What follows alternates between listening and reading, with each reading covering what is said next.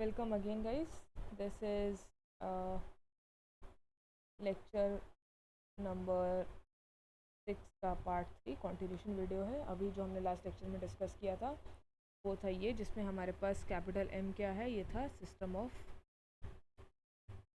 Total mass है। ये किसका? सिस्टम का। टोटल मास है किसका? सिस्टम का। हमारे पास एक इक्वेशन आई थी MR equals to summation of I over I equals to MI/RI। ठीक है, हमने इसको हमारे ऊपर वाली इक्वेशन में पुट करेंगे, तो पुट करने पे क्या आ जाएगा? Summation of over I PI dot equals to D square upon dt square by MR। क्या इतनी बात समझ आ गई थी? कोई भी डाउट हो प्लीज़ बताना। ठीक, तो अब हम फाइनली वो लिखते हैं जो हमारे पास सिचुएशन में बचा हुआ है। ठीक है, हमारे पास एक ये बचा। इससे पहले हमारे पास क्या बचा था? हमारे पास F E left hand side से बचा था, याद करो। एफ आई ई किसके इक्वल होगा? मतलब आई एच फोर्स पे अगर मैं सबका फोर्स निकाल दूँ, सारे पार्टिकल्स का, तो टोटल फोर्स आ जाता था, एफ ई आया था। तो मेरे पास क्या बचा?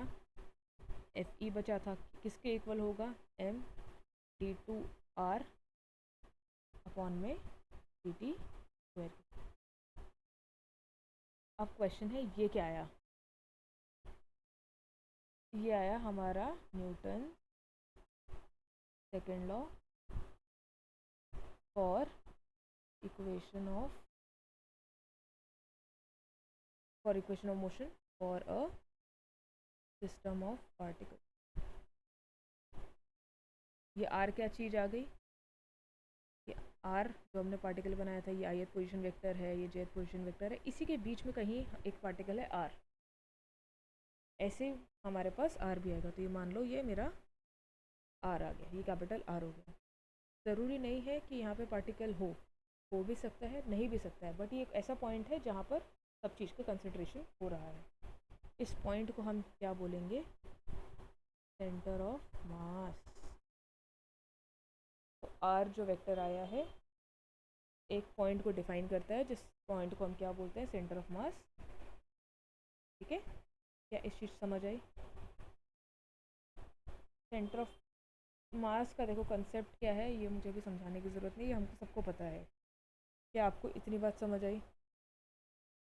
तो अब इस चीज़ को लिख लो, क्योंकि जितना लिखोगे नंबर आपको लिखने के ही मिलेंगे। तो ये हमारे पास क्या आया था, ये हमने लिख लिया, Newton second law for the equation of motion for system of particles. R क्या है, कहीं आप भूल ना जाओ, तो आर डिफाइन करता है, डिफाइन अ पॉइंट जिसको हम जानते हैं नोन एज सेंटर ऑफ मास,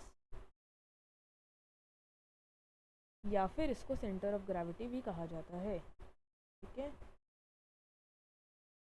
हम अज्यूम कर सकते हैं, we can assume that the total external force is acting as a center of mass।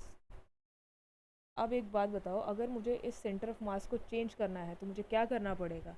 अगर मुझे इस सेंटर ऑफ मास को चेंज करना है, to change the centre of mass, मुझे क्या करना पड़ेगा? मुझे पूरे के पूरे एक्सटर्नल फोर्स को ही चेंज करना पड़ेगा। तो we need to change the external force. याद रखना, इस चीज़ में इंटरनल फोर्स का कोई रोल नहीं होता। Internal force has no role in it. ये हमने जो फाइनल डेफिनेशन निकाला है, यही था हमारा Newton second law equation for motion of system of particles. क्या इतना बात समझ आया? अगर आई है तो वेल एंड गुड, नहीं आई है तो प्लीज़ कमेंट करके पूछ लेना। इग्नू के एग्ज़ाम्स पास आ रहे हैं तो प्लीज़ अच्छे से पढ़ते रहो। नोट्स चाहिए तो प्लीज़ व्हाट्सएप हैंडल दे रखा है, टेलीग्राम हैंडल दे रखा है, कहीं भी आके कमेंट कर सकते हो। नहीं तो यूट्यूब वीडियो के नीचे कमेंट कर देना। इसको ज़्यादा से ज़्यादा शेयर कीजिए ताकि आप भी पढ़ें, अच्छे नंबर आएँ और सभी के आएँ यार। अगली वीडियो जो होगी उसमें हम कंजर्वेशन थ्योरम पढ़ेंगे for linear momentum of system of particles. तब तक के लिए bye bye guys. Please like, share and subscribe. ठीक है, और थैंक यू सो मच।